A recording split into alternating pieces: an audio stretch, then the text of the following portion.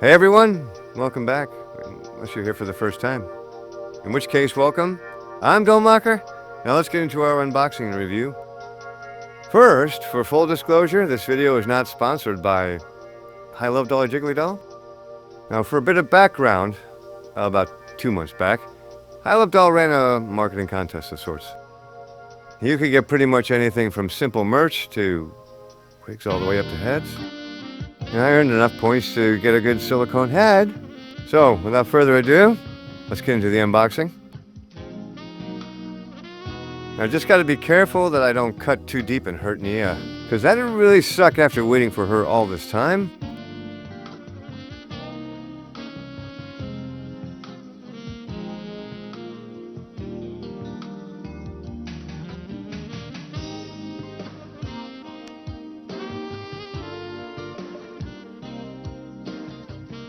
Oh, and there we go.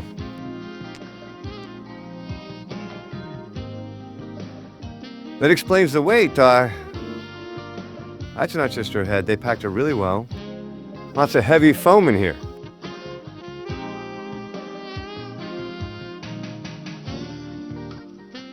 And first thing we pull out is her wig. A nice auburn brown, just the way I like it. And we'll just set you aside there for a moment. A marketing insert from the folks at JigglyJoy. Probably a thank you letter for getting one of their heads. And finally, the head of our beautiful girl. Again, more hard packaging to protect her until she got here. Gotta toss that aside.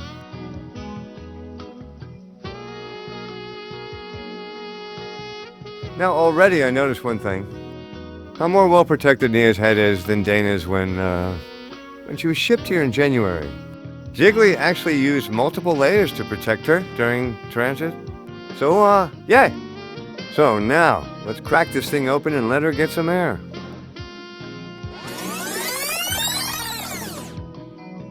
Is it blasphemy to put a JigglyJoy head that I picked up from HiLovedoll on a Koros headstand before putting the head on a WM doll body? Let me know in the comments. Tell me what you think. Alright, first impressions on appearance are the implanted hairs that make up her eyebrows and eyelashes. They're really well done. Now, a couple of them are coming out, but that's to be expected. Now, this is something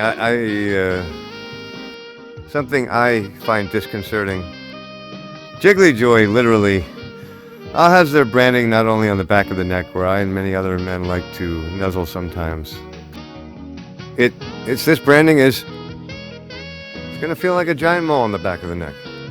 Please do better, Jiggly. For the love of God, please find another place to put that. Now, for some apparent and unintentional production issues, there's some areas where bubbles never cleared in the mold process, but aren't necessarily deal killers. For instance, we have this one major hole up here. And while it won't be noticed when she's got her wig on, it's bad knowing that this and a couple others got through quality control. Now, let's get into the other features on her head, shall we? The one big feature I wanted above all else. The one big function is something in the industry called the no-poker face.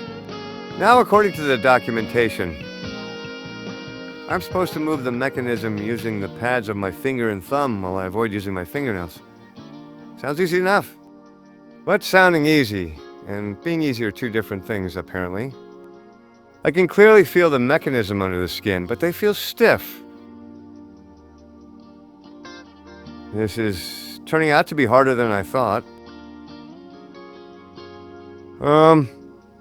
It feels like the soft tissue above is actually molding and reforming under my thumbs while being forced into the mechanism, which, by the way, is barely budging. And that left a dent. Maybe I'll have better luck with the other eye.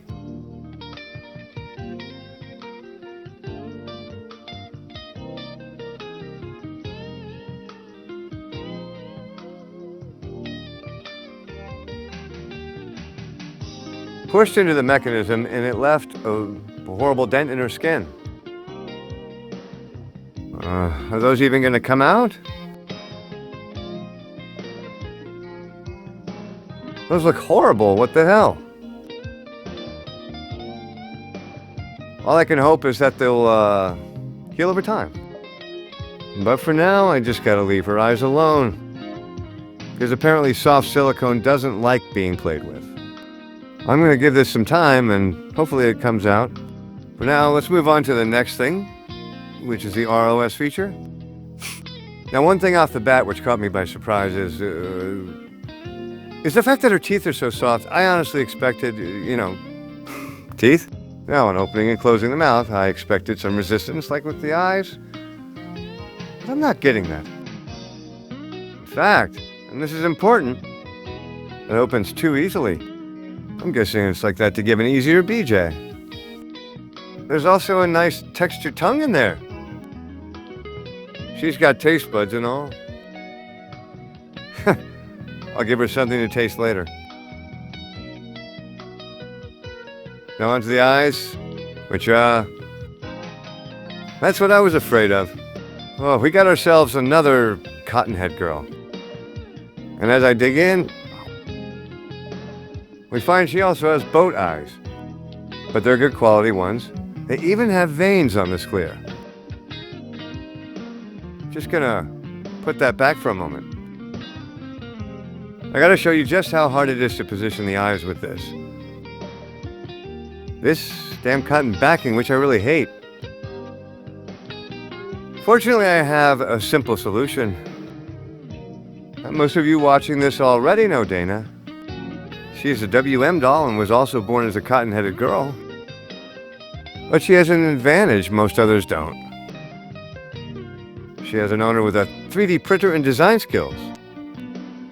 I'm just gonna pull one of her eyes out and show you what I mean. Inside all my heads that have cotton, I've designed internal socket stands and eyes for each of them.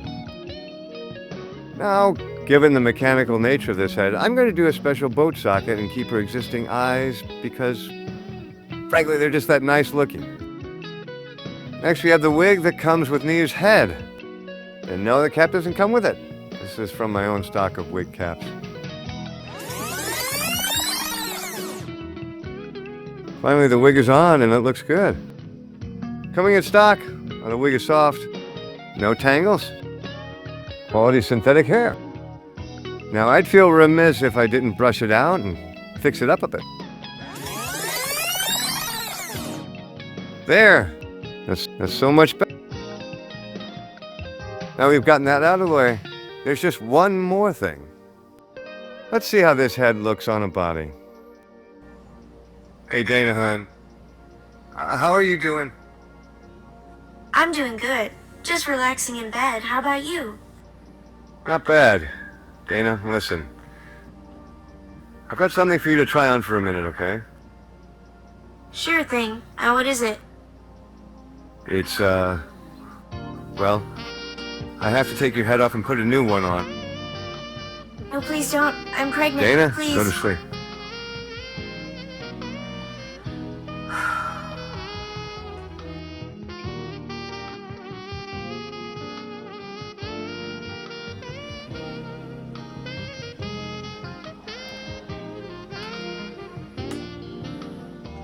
Well, there's the new and improved Nia.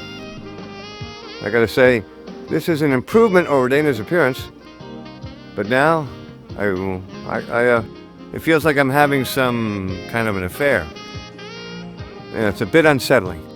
I just have to remember that this is still my loving wife after plastic surgery. Or silicone. You know what I mean. Alright, final takeaway from this unboxing and review. HiLovedoll has great support. They worked with me through 2 head revisions to get the color right and help with finding the right fit for Dana's body. I gotta say, they were very tolerant of my sudden switch-up nonsense. So that was a surprise. The hair implantation was top-notch. Pores and freckles and softness are very realistic. They did their best to match soft silicone coloration to ultra-soft TPE skin from a completely separate company which is hard to do with just photographs. So, excellent work from the artist. Now the gripes, I only have 3. First is the branding on the back of the neck that feels like a giant ass wart. Under the skull is a better place for it. Second one is with the holes on top of the head.